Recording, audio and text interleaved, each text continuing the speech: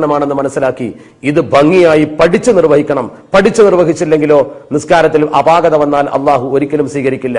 അത് കേവലം ഒരു കാട്ടിക്കൂട്ടലാക്കാതെ പഠിക്കാൻ ഈ സന്ദർഭം എന്റെ പ്രിയപ്പെട്ട സഹപ്രവർത്തകർ വളരെ ഭംഗിയായി ഉപയോഗിക്കണമെന്ന് ദീനുൽ ഇസ്ലാമിന്റെ പേരിൽ എല്ലാവരോടും അഭ്യർത്ഥിച്ചുകൊണ്ട്, ഇത് നിങ്ങൾക്ക് ഉപകാരപ്രദമായ ഒരു കാര്യമായിരിക്കുമെന്ന പ്രതീക്ഷയോടുകൂടി നിങ്ങളൊക്കെ ദുആ ചെയ്യണം. ഇത് സംഘടിപ്പിച്ചവർക്കും ഇതിന്റെ പ്രവർത്തകർക്കും ഇതിനുവേണ്ടി അണിയറയിൽ ഒരുപാട് പ്രവർത്തനങ്ങൾ നടത്തി ഈ വിഷ്വലൊക്കെ നിങ്ങൾക്ക് കാണിച്ചു തന്ന് ശ്രദ്ധേയമായ രീതിയിൽ ഇതിനെ ആക്കി തീർത്ത എന്റെ പ്രിയപ്പെട്ട സഹപ്രവർത്തകർക്കൊക്കെ വേണ്ടി, എനിക്ക് വേണ്ടി, കുടുംബത്തിന് വേണ്ടി, എല്ലാവർക്കും വേണ്ടി നിങ്ങൾ നമസ്കരിച്ച് ദുആ ചെയ്യുമ്പോൾ ഞങ്ങളെയും നിങ്ങളുടെ ദുആയിൽ ഉൾപ്പെടുത്തണമെന്ന് ദീനുൽ ഇസ്ലാമിന്റെ പേരിൽ സാഹോദര്യ ബന്ധത്തോടു കൂടി നിങ്ങളോട് അഭ്യർത്ഥിച്ചുകൊണ്ട് ഞാൻ അവസാനിപ്പിക്കുകയാണ്. അർഹമുറാഹിമായ തമ്പുരാൻ നമ്മൾ നമസ്കാരം നിർവഹിക്കുമ്പോൾ ഭയഭക്തിയോടുകൂടി നിർവഹിക്കുന്ന ഉത്തമ വിശ്വാസികളെ നമ്മെ ഉൾപ്പെടുത്തി തരികയും നമ്മുടെ പ്രവർത്തനങ്ങളെ അള്ളാഹു സ്വീകരിക്കുകയും പരലോകത്ത് നമ്മെ ഇതുപോലെ അള്ളാഹു സ്വർഗത്തിൽ ഒന്നിപ്പിക്കുകയും ചെയ്യുമാറാവട്ടെ. വആഖിറു ദഅവാന അനിൽ ഹംദുലില്ലാഹി റബ്ബിൽ ആലമീൻ. അസ്സലാമു അലൈക്കും വറഹ്മത്തുള്ളാഹി വബറകാതുഹു.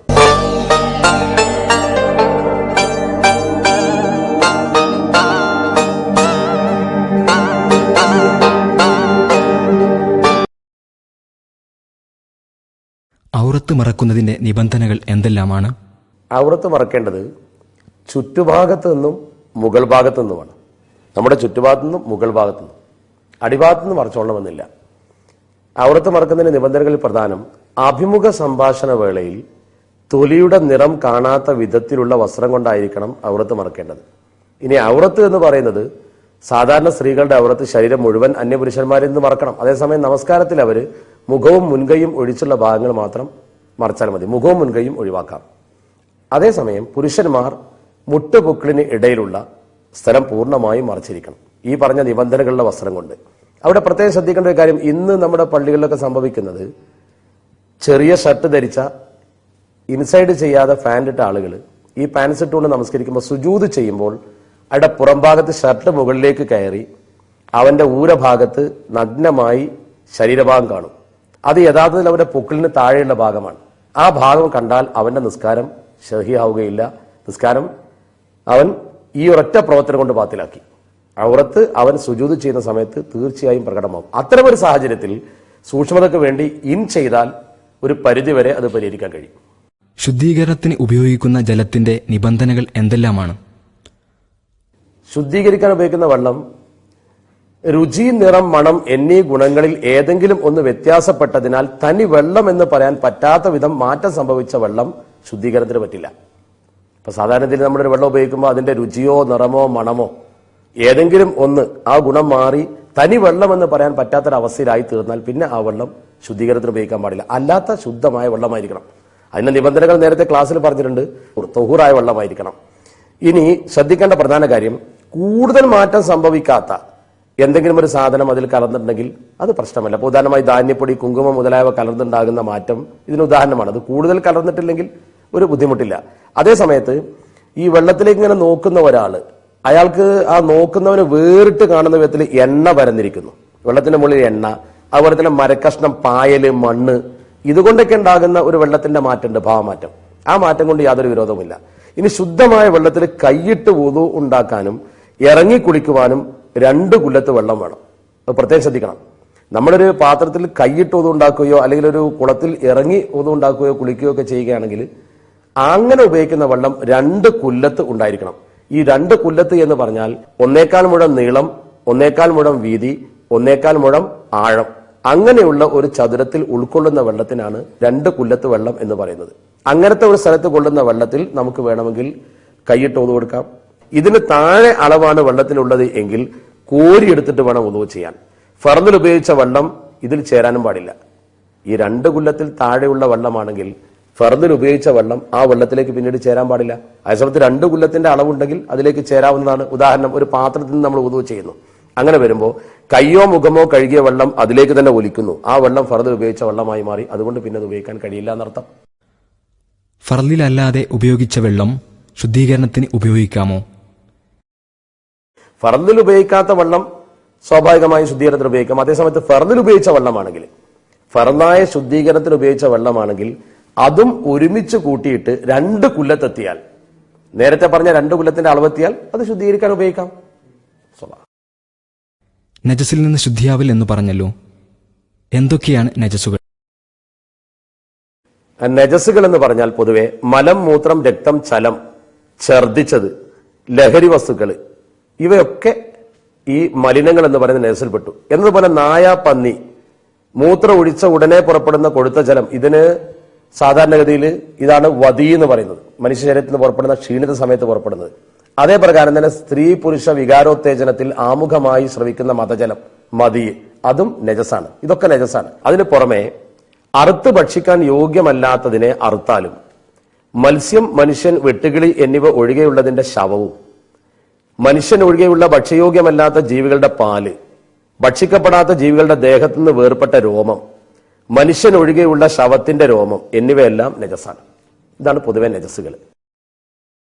നജസിൽ നിന്ന് എങ്ങനെ ശുദ്ധിയാക്കാം? നജസിൽ നിന്ന് എങ്ങനെ ശുദ്ധിയാക്കാം എന്നത്, മാലിന്യങ്ങളിൽ നിന്ന് മദ്യവും ശവത്തിന്റെ തോലുമല്ലാത്ത ഒന്നും ശുദ്ധീകരിക്കാൻ സാധ്യമല്ല. മാലിന്യങ്ങൾ തനി നജസായ സാധനം, അതിൽ നിന്ന് നമുക്ക് കള്ള് ശുദ്ധീകരിക്കാം, അത് സുർക്കയാവും, സുർക്കയാൽ ശുദ്ധിയായി. എന്നതുപോലെ തന്നെ ശവത്തിന്റെ തോല്, അത് ഊറക്കിട്ടാൽ ശുദ്ധിയായി. അതേ സമയത്ത് നജസായ സാധനം, മുതനജ്ജസ് എന്ന് പറയും, ഒരു സാധനത്തിന്റെ ശരീരത്തിലോ വസ്തുതോ നജസായി, അതെങ്ങനെ ശുദ്ധിയാക്കാം? അത് ശുദ്ധിയാക്കേണ്ടത് നജസായ വസ്തു മുതനജ്ജസ് എന്നാണ് അതിന് സാധാരണ ഭാഷയിൽ പറയാം, ശുദ്ധീകരിക്കാൻ പറ്റും. നജസിന്റെ രുചി, നിറം, വാസന എന്നിവ നീങ്ങുന്ന വിധം കഴുകിയാൽ നജസായ ഏത് വസ്തുവും ശുദ്ധമാകും. ഈ 3 നിബന്ധനകൾ. രുചി നീങ്ങുന്നത് വരെ കഴുകൽ നിർബന്ധമാണ്. സാധ്യമെങ്കിൽ നിറവും വാസനയും നീക്കൽ നിർബന്ധം. സാധ്യമാകുമെങ്കിൽ വാസനയും നീക്കണം, നിറവും നീക്കണം, രുചി ഏതായാലും നീക്കണം. ഇനി നീക്കൽ പ്രയാസമാണെങ്കിൽ നിറം, വാസന എന്നിവയിൽ ഏതെങ്കിലും ഒന്ന് അവശേഷിക്കുന്നത് കൊണ്ട് വിരോധമില്ല. ഇവ രണ്ടിൽ ഏതെങ്കിലും ഒന്ന് അവശേഷിച്ചാൽ കുഴപ്പമില്ല. എന്നാൽ നിറവും വാസനയും ഒന്നിച്ചവശേഷിച്ചാൽ ശുദ്ധിയാവുകയില്ല. നിറവും വാസനയും ഒന്നിച്ചവശേഷിച്ചാൽ ശുദ്ധിയാവുകയില്ല. രുചി എന്തായാലും നീങ്ങിയേ പറ്റൂ. ചുരുക്കത്തിൽ രുചി നിർബന്ധമായി നീക്കണം. വാസന, നിറം എന്നിവയിൽ ഏതെങ്കിലും ഒന്നും നീക്കിയിരിക്കണം. സാധ്യമെങ്കിൽ നിറവും വാസനയും ഒന്നിച്ച് നീക്കണം. നജസായ സാധനത്തിന്മേൽ വെള്ളം ഒഴിച്ചു കഴുകൽ നിർബന്ധവുമാണ്. വെള്ളം ഒഴിച്ചു കഴുകണം, വെള്ളത്തിൽ മുക്കിയെടുത്താൽ പോരാ. 2 കുലത്ത് വെള്ളമുണ്ടെങ്കിൽ അതിൽ മുക്കിയാൽ മതി. 2 കുലത്തിൽ താഴെയുള്ള വെള്ളമാണെങ്കിൽ അതിന്മേലൂടെ ഒഴുക്ക് വെള്ളം ഒഴിക്കണം എന്നർത്ഥം. ചെറിയ കുട്ടികളുടെ മൂത്രം നജസാണോ? ചെറിയ കുട്ടികൾ എന്ന് പറഞ്ഞാൽ പാലല്ലാത്ത മറ്റൊന്നും ഭക്ഷിക്കാത്ത ചെറിയ കുട്ടി, ആ കുട്ടിയുടെ മൂത്രം വസ്ത്രത്തിലായാൽ അത് നജസാണ്. പക്ഷേ അത് ആ മൂത്രത്തെക്കാൾ കൂടുതൽ വെള്ളം കുറഞ്ഞാൽ മതി. ആ മൂത്രത്തെക്കാൾ കൂടുതൽ അല്പം വെള്ളം കുറഞ്ഞാൽ മതി. എന്നാൽ ആ കുട്ടി ചെറിയ പെൺകുട്ടിയാണെങ്കിൽ ആ സ്ഥലം വലിയവരുടെ പോലെ തന്നെ കഴുകണം. ആൺകുട്ടിയാണെങ്കിൽ മാത്രമാണ് വെള്ളം കുറഞ്ഞാൽ മതി എന്ന വിധിയുള്ളത്. നായ, പന്നി എന്നിവ സ്പർശിച്ചാൽ ശുദ്ധിയാക്കൽ എങ്ങനെയാണ്? നായ, പന്നി എന്നിവ നജസാണ്. ആ വസ്തുക്കൾ തന്നെ നജസാണ്. അവ ഏതെങ്കിലും ഒന്നിന്മേൽ സ്പർശിച്ചാൽ 7 പ്രാവശ്യം ശുദ്ധജലം കൊണ്ട് കഴുകണം. 7 പ്രാവശ്യം ശുദ്ധജലം കൊണ്ട് കഴുകുമ്പോൾ 1 പ്രാവശ്യം ശുദ്ധമായ മണ്ണ് കലക്കിയ വെള്ളം കൊണ്ടായിരിക്കണം. ഈ മണ്ണ് കലക്കിയ വെള്ളം കൊണ്ട് കഴുകുന്നത് 7ാമത്തെ പ്രാവശ്യം ആകാതിരിക്കലാണ് നല്ലത്. എന്നാൽ 7ാമത്തതിന്റെ മുമ്പ് ഏതെങ്കിലും ഒന്നാക്കുക, മണ്ണ് കലക്കിയ വെള്ളം കൊണ്ട് കഴുകൽ. അതാണ് അതിന്റെ രീതി. ദ്രാവക രൂപത്തിലുള്ളവയിൽ നജസ് ചേർന്നാൽ ശുദ്ധീകരിക്കാൻ കഴിയുമോ? വെള്ളമൊഴികെ സുർക്ക, പാല് മുതലായവയിൽ നജസ് ചേർന്നാൽ ശുദ്ധീകരിക്കാൻ സാധ്യമല്ല. സുർക്ക, പാല് പോലെയുള്ള ഉദാഹരണം പറഞ്ഞതാണ്. വെള്ളം ശുദ്ധീകരിക്കാൻ കഴിയും. വെള്ളം എങ്ങനെ ശുദ്ധീകരിക്കാം? വെള്ളം കൂടുതൽ ചേർത്ത് 2 കുലത്താക്കുക. ഒരു കുടത്തിലെ വെള്ളത്തിൽ നജസായി, അത് കിണറ്റിലെ വെള്ളത്തിലേക്ക് ഒഴിച്ചാൽ ശുദ്ധിയായി. അല്ലെങ്കിൽ ഈ കുടത്തിലെ വെള്ളം നേരത്തെ പറഞ്ഞ ആ അളവ് വെള്ളം എത്തിച്ചു കഴിഞ്ഞാൽ ശുദ്ധിയായി. ഉറച്ച നെയ്യിൽ നജസ് ചേർന്നു, ഉദാഹരണം നജസ്. നെയ്യ് സാധാരണ ദ്രാവകമാണ്, പക്ഷെ ഉറച്ച നെയ്യിലേക്ക് ഒരു ശവം ചാടി, എലിയോ പല്ലിയോ ചത്തു വീണു, ആ നജസും അതിന്റെ ചുറ്റുഭാഗവും എടുത്തു മാറ്റി ബാക്കി ഉപയോഗിക്കാവുന്നതാണ്. ദ്രാവക രൂപത്തിലാണെങ്കിൽ അത് ഉപയോഗിക്കാൻ കഴിയില്ല.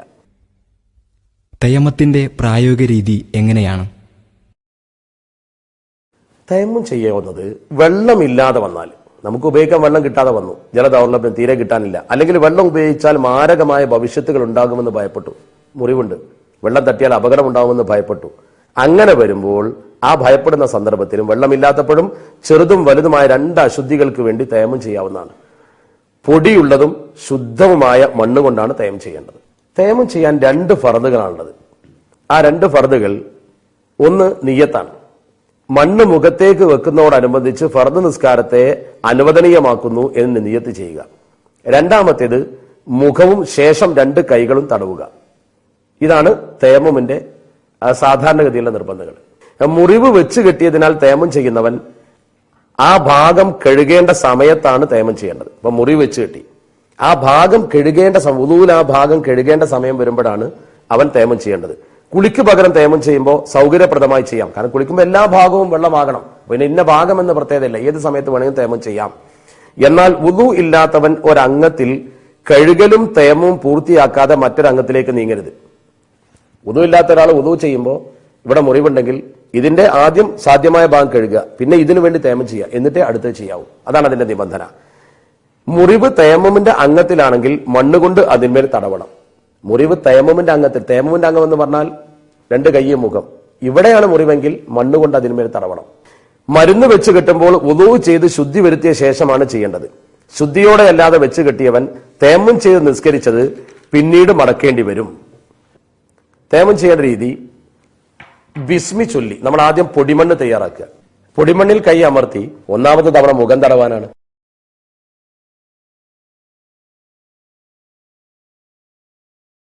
രണ്ടാമത്തെ തവണ പൊടിമണ്ണിൽ കൈ അമർത്തി, ഈ പൊടിമണ്ണിൽ കൈ അമർത്തി കൂടുതലുണ്ടെങ്കിൽ തട്ടിക്കളയാവുന്നതാണ്. ഇങ്ങനെ കൂടുതൽ മണ്ണ് കയ്യിൽ വന്നിട്ടുണ്ടെങ്കിൽ തട്ടിക്കളയാവുന്നതാണ്. അങ്ങനെ ഉയർത്തിപ്പിടിച്ചതിന് ശേഷം ഇടതു കൈയിന്റെ പെരുവിരൽ ഒഴികെയുള്ള വിരലുകൾ വലതു കൈയിന്റെ പെരുവിരൽ ഒഴികെയുള്ള വിരലുകളുടെ പുറംഭാഗത്ത് വെക്കുക. ഇടതു കൈയിന്റെ പെരുവിരൽ ഒഴികെയുള്ള വിരലുകൾ വലതു കൈയിന്റെ പെരുവിരൽ ഒഴികെയുള്ള വിരലുകളുടെ പുറംഭാഗത്ത് വെക്കുക. പുറംഭാഗത്ത് വെച്ചതിന് ശേഷം അവയെ മണിബന്ധം വരെ നടത്തുക. മണിബന്ധം വരെ നടത്തി